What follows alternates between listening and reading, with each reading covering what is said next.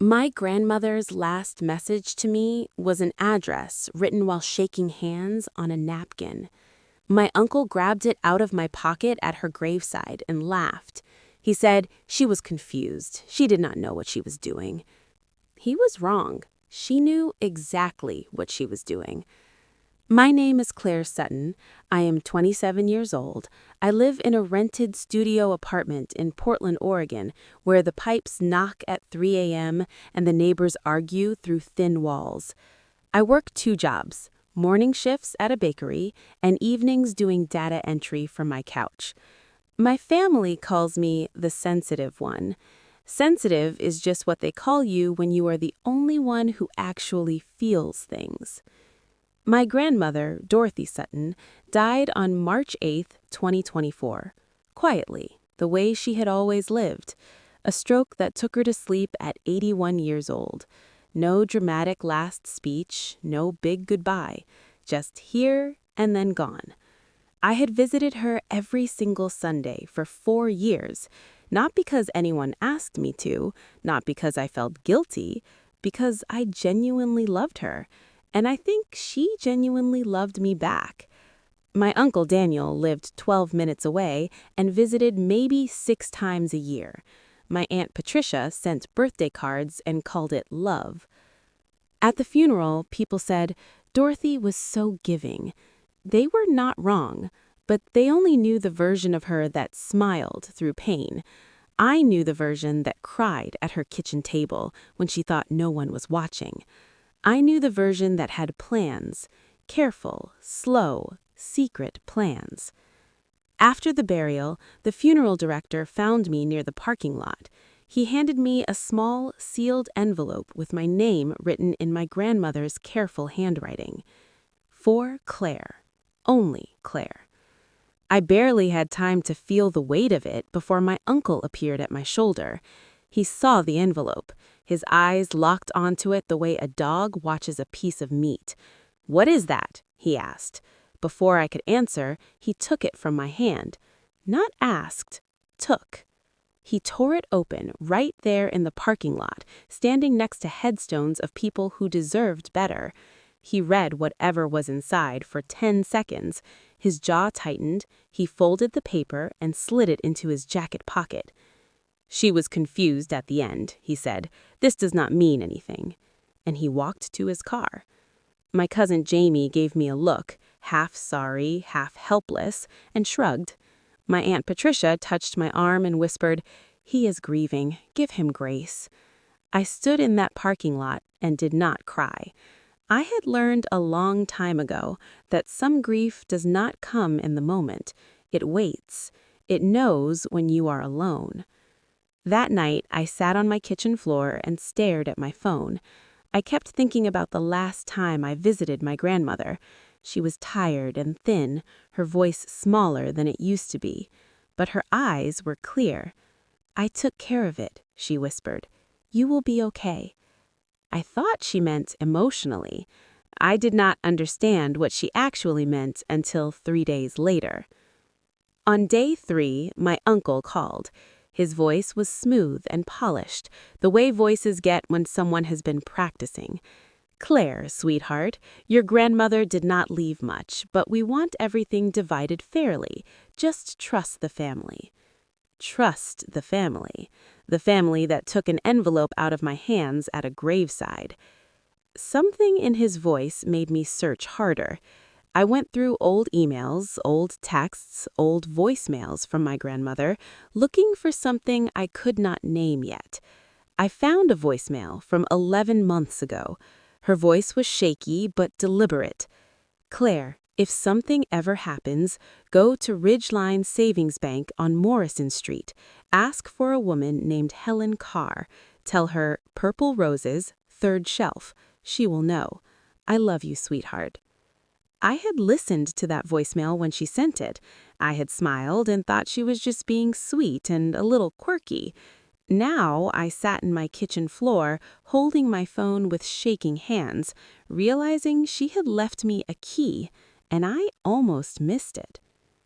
The next morning, I drove to Ridgeline Savings Bank. Small building, quiet street. nothing that looked like it held secrets. At the front desk, I said, "I need to speak with Helen Carr. It's about Dorothy Sutton." The teller's expression shifted, careful, knowing. "One moment," she said. Helen Carr was in her 60s, with reading glasses pushed up into silver hair and a manner that made you feel immediately she had seen difficult things and kept them safe. She closed her office door. She asked me to confirm my name and my grandmother's date of birth. Then she said, "And the phrase." I said, "Purple roses, third shelf." Something in her shoulders relaxed. "She told me you would come," Helen said softly, "and she told me you might be scared." She opened a locked cabinet and set a folder on the desk between us. On the front tab in my grandmother's handwriting, the Dorothy E. Sutton Family Trust, Claire Marie Sutton, sole beneficiary. I stared at those words. My grandmother had a trust? She opened it 14 years ago, Helen said. Small amounts, every month. She never missed one. She reinvested everything. I shook my head. But she always said she was doing fine, that she didn't have much. Helen met my eyes. She had enough. She was just protecting it. Then her voice dropped lower. "There's something else. In the past 2 months, your uncle made 3 attempts to access her accounts. He submitted paperwork claiming medical power of attorney." My stomach turned cold. "Your grandmother came in person in November. She was weak, she needed help walking to the door, but she came in person. She glocked everything. She updated the trust herself." "How much?" I finally asked. Helen turned to the last page and said gently, like someone handing over something fragile, $1,462,817. My brain went completely silent. Then one thought rose up, small and clear. She told me I would be okay. She was not talking about grief. She was talking about this. Helen gave me a short list of estate attorneys before I left. "Call today," she said, "and please do not say a word to anyone. Your uncle has already been asking questions around town." I called the first name on the list. Her name was Margaret Hinz. She spoke like someone who had seen this exact situation before and was not afraid of it. "Let them talk. Do not confirm anything, do not sign anything, and do not meet them alone." My uncle called that evening with a dinner invitation. His voice was warm, too warm, the kind of warm that's covering something cold underneath. I said yes, not because I forgave him, because I needed to see exactly what he thought he was doing. Sunday dinner at his house, new furniture I didn't remember, my grandmother's piano, her piano, pushed into a corner with moving boxes on top of it. Over dinner, my uncle waited until dessert to say what he actually invited me to say. He slid a piece of paper across the table. "We want to be fair to you, Claire. $50,000. That's your share. Honestly, that's more than generous." 50,000 out of over 1 million. My cousin Jamie stared at the tablecloth. My Aunt Patricia smiled the smile of someone who has already convinced herself this is perfectly fine. And my uncle looked at me like he was doing me a favor. I reached into my bag. I placed Margaret's folder on the table between the dinner plates. "Before you say anything else," I said quietly, "I want to show you something." First page, October 14th, 2023. Daniel Sutton submitted power of attorney paperwork to Ridgeline Savings Bank. His fork still. Second page, November 2nd, 2023. Dorothy Sutton came in person, assisted, in poor health, and formally blocked all third-party access to her accounts.